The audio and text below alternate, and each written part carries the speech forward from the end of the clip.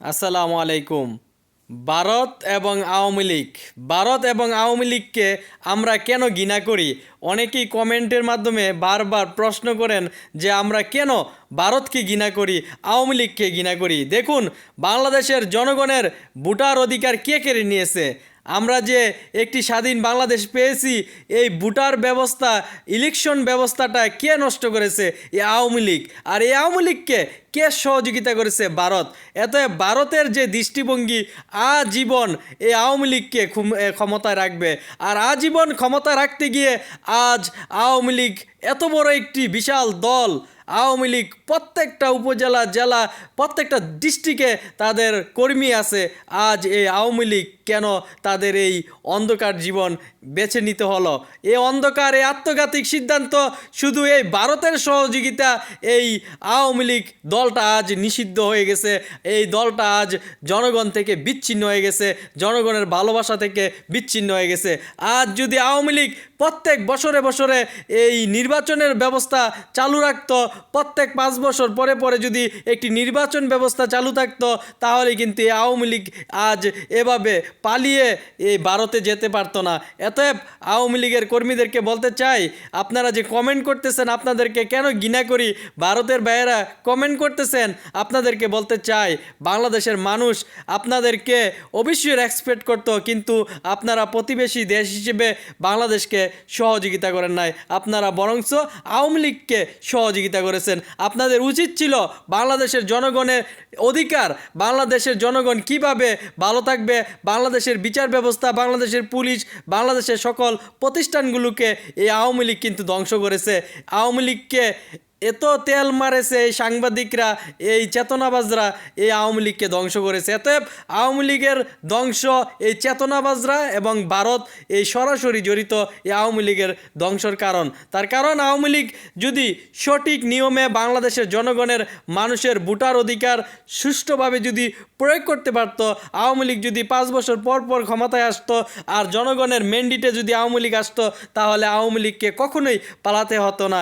অতএব আওয়ামী লীগকে যারা ধ্বংস করেছে আমরা জানি, এই উবাইদুল কাদের, এই হাসানুর রহমান এনন, মেনন এবং এই ব্রাহ্মরা সবাই এই আওয়ামী লীগকে ধ্বংস করেছে। আওয়ামী লীগ এত বড় একটি দল, এত বড় একটি সংগঠন, তারা ছাত্র সমাজদেরকে যেভাবে আবরারকে পিটিয়ে মেরেছে, তারা এই পিলখানার হত্যাকাণ্ড করেছে, জামাত শিবিরের উপর অবিচার করেছে, বিভিন্নভাবে গায়েবী মামলা দিয়েছে, খুন করেছে, বাংলাদেশের বিচার ব্যবস্থাকে ধ্বংস করেছে, বাংলাদেশের পুলিশকে কলঙ্ক করেছে।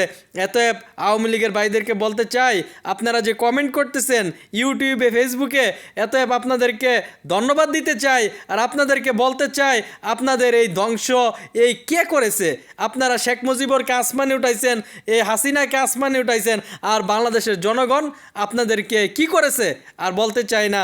আপনাদের জন্য এখন কিন্তু একটা ব্রেকিং নিউজ, আপনাদের সকল দীর্ঘ 16 বছরের অপকর্ম কিন্তু জাদুঘর নির্মাণ করা হবে। তখন এই কষ্ট কোথায় রাখবেন? অতএব আপনাদের এখনও সময় আছে।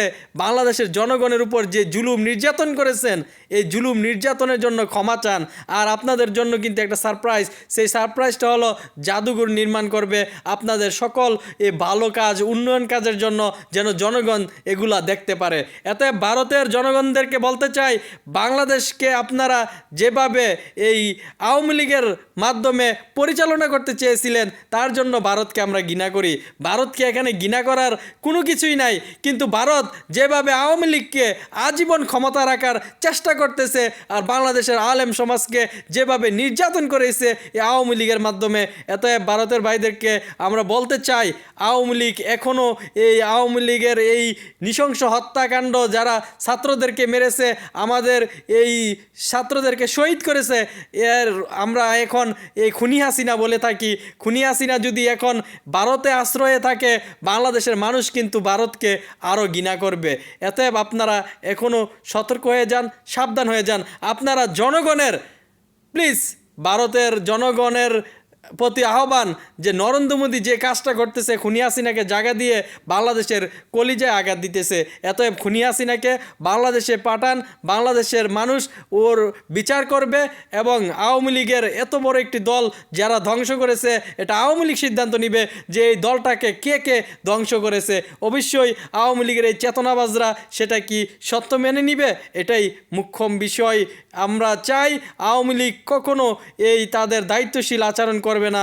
তারা যদি দায়িত্বশীল আচরণ করত তাহলে তারা কিন্তু আজ ধ্বংস হতো না। অতএব আপনারা যতই অন্যায় এবং জুলুম করবেন, জনগণ আপনাদেরকে ছেড়ে দিবে না। আশা করি বুঝতে পেরেছেন।